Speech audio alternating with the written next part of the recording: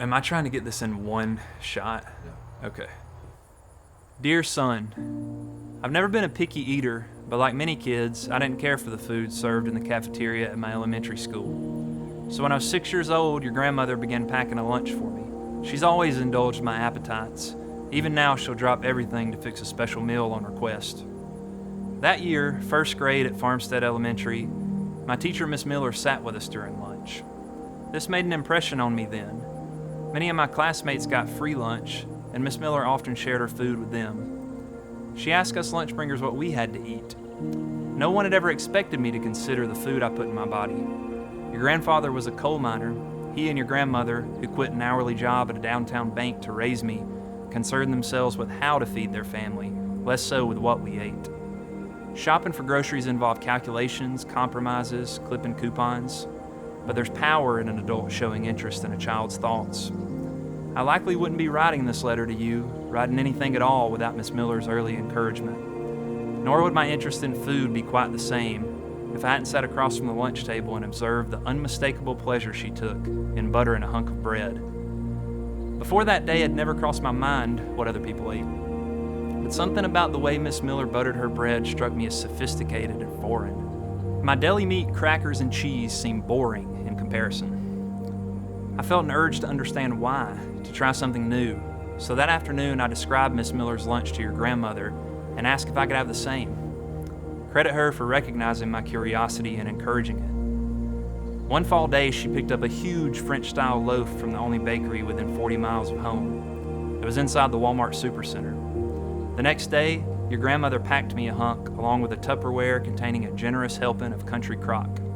For years, I thought this vegetable oil-based spread was actual butter made from cow's milk, because that's what we called it at home, butter. There was also a Ziploc filled with green grapes.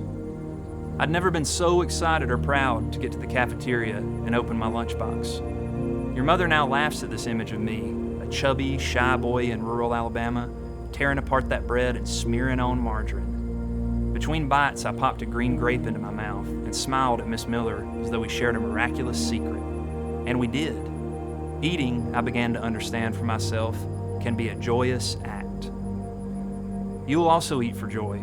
Your mother and I believe doing so is essential to living well.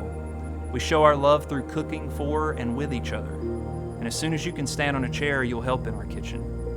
You'll wash mushrooms, peel potatoes, slice onions, season lamb. You'll spoon dumplings, grate beets, stem greens. For dessert, we'll bake blackberry cobblers and your mother's pavlova. We'll plant a garden, knowing our actions, be they small, ripple far beyond our home. In warm weather, we'll feast on a porch with our old dog Hugo, panting until we share from our plates. For generations, your families gathered at tables inside Soviet apartments and suburban Philadelphia homes and single-wide trailers across North Alabama. Over cream corn and shashlik and casseroles and pilmeni, they've told stories and jokes, prayed and cried, celebrated holidays and births and deaths and marriages. In a few months, you'll take your seat with us. One grandmother, I suspect, will feed you salty orange caviar on buttered white bread. Your other grandmother will feed you buttermilk biscuits drowned in chocolate gravy. Your grandfathers, who don't cook unless given no choice, will hold you in their arms. They're funny men who speak with strong accents, and from them you'll learn to tell a satisfying story. Your family doesn't own expensive heirlooms, son, but we possess stories and understand how to pass them down. Lately, I've been thinking about the stories I'll tell you. Fathers especially want sons to know where they come from. I've embraced and resisted my origin in the rural South, and I imagine you'll do the same. This is important work, especially for someone like myself who writes about this place. The Swedish writer Patrick Svensson puts it this way: a person who doesn't know his origin will always be a little bit lost.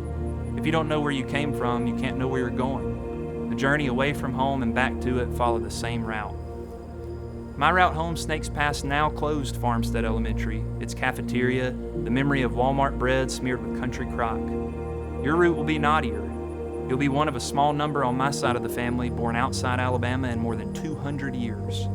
For at least a time, you'll live in western North Carolina, a remote corner of the Appalachian South. You'll walk mountains and swim cold, swift rivers.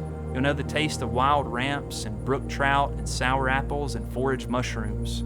You'll hear turkeys talk to each other in the morning fog Coyotes howl in pitch black night. On your mother's side, you'll join a first generation of American-born Jewish cousins whose parents left an oppressive communist regime that no longer exists. They're city folks. They'll take you to Uzbek restaurants and Russian grocery stores. You'll speak 2 languages and experience many cuisines from a much younger age than your parents did.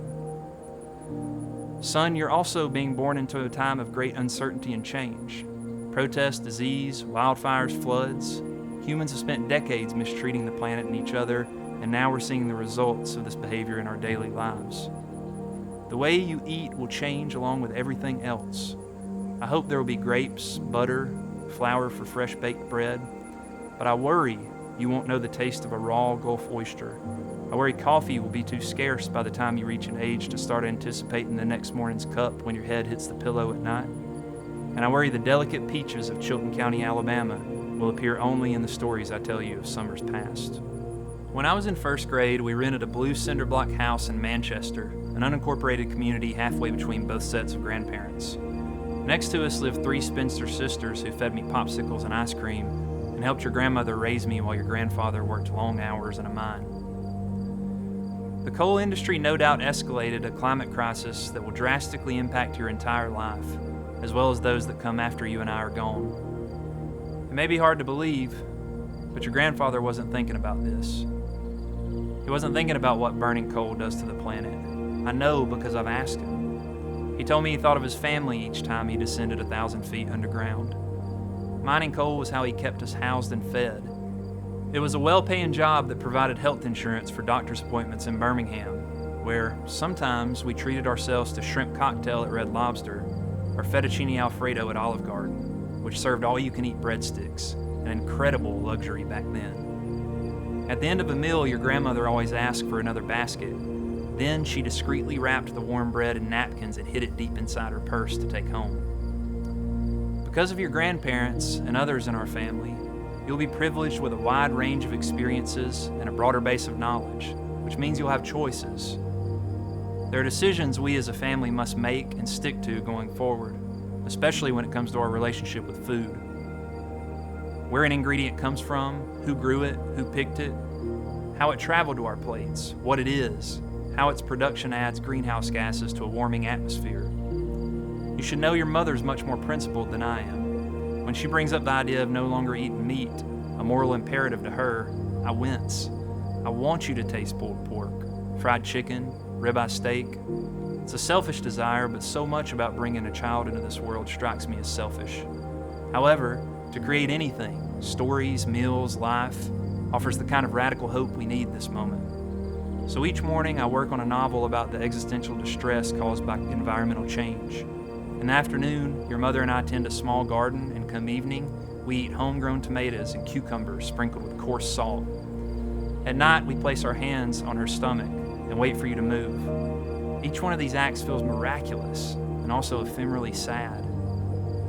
Back in first grade, after I finished my work for the day, I often sat alone at a table and wrote stories for Miss Miller. I don't remember what any were about, probably dogs and family. It's strange, though, to stop now and consider this letter and all the writing I do really an extension of those first stories. Your mother and I now tell stories for a living. It gives us far more joy than wealth, but that's okay for us. Sometimes we tell them together, some are rooted in truth, others stray from it. On certain days, I wonder what my classmates thought of me at that table, and now I wonder what you'll think of your father spending hours alone in a room, imagining people and places and problems in his head. What I do know is folks have been smearing butter on bread for a long time. You'll understand why when you're old enough to eat solid food. Your mother likes to sprinkle nutritional yeast on hers, while I prefer a big dollop of blackberry jam. You'll develop taste of your own. As we wait for you to arrive, we imagine all you'll enjoy and look forward to the ways you'll surprise us too. We can't know for sure how that'll look. The future remains unpredictable. This the first of many things you'll undoubtedly reaffirm for us. But we can't wait to live, learn, and eat with you there, alongside family and friends. If not sharing bread and butter, then another simple pleasure we discover and cherish together. Love, your Papa.